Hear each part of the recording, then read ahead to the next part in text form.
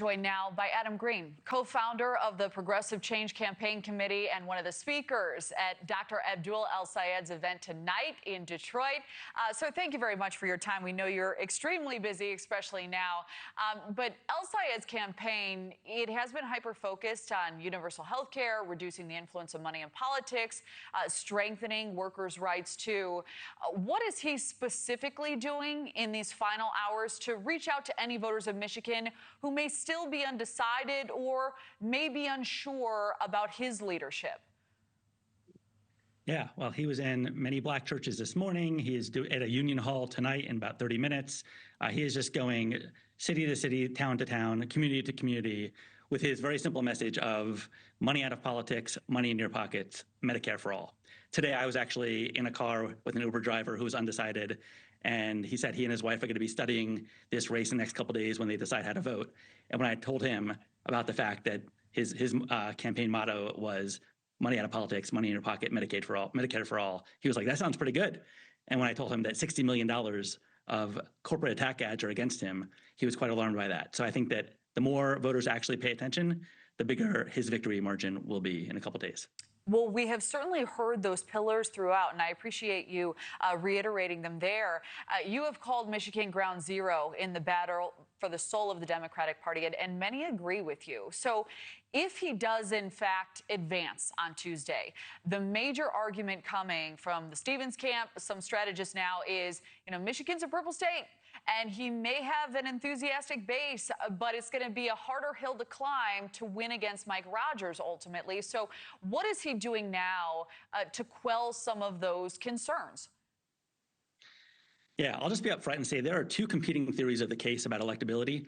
And we feel very strongly that Abdul El-Sayed is the most electable candidate by far.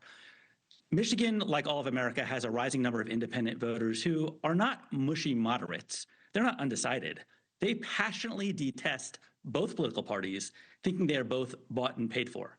Why on earth would we nominate someone who is on the receiving end of $60 million of support from AIPAC, crypto, big pharma, big insurance, energy companies, and supported by crusty insiders like Chuck Schumer? That's the worst foot forward if we want to attract independents in November. If we want to attract them, we should be nominating a shake up the system economic fighter who is believed when he says that he wants people to have universal health care and will fight for working people. That's Abdul El-Sayed. To me, it's not even close.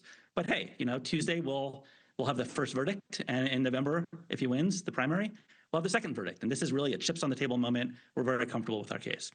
Well, we have about a minute left, but I do want to ask you, let's zero in on AIPAC, for example.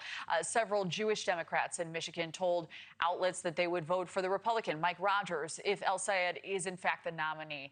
Israel so central in this race in particular. How big of a risk is it for El-Sayed to alienate a traditionally Democratic voting bloc? Do you think this may be a challenge for him if he does in fact make it past the primary? Well, AIPAC inserting themselves into this race to the tune of tens of millions of dollars forces a conversation on the table, and therefore obviously is a challenge for any candidate on the receiving end. But Abdul has been very clear. He stands with the Jewish community. He stands with the Israeli people. His issue is with the Netanyahu government. When I talk to even people that work at AIPAC or AIPAC orbit type people, they grant the point that Netanyahu is not popular. They'd prefer for him to get out of there, that he operated disproportionately in recent years and has actually harmed Israel's reputation in the world by the way he responded to the terrorist attacks on October 7th. And nothing that Abdul has said is inconsistent with that. Honestly, I think that people are responding to misinformation. But if somebody wants somebody who cares about the Jewish community and cares about all communities and really wants dignified justice for all, that's Abdul. And I think Jewish voters should really pay attention to that.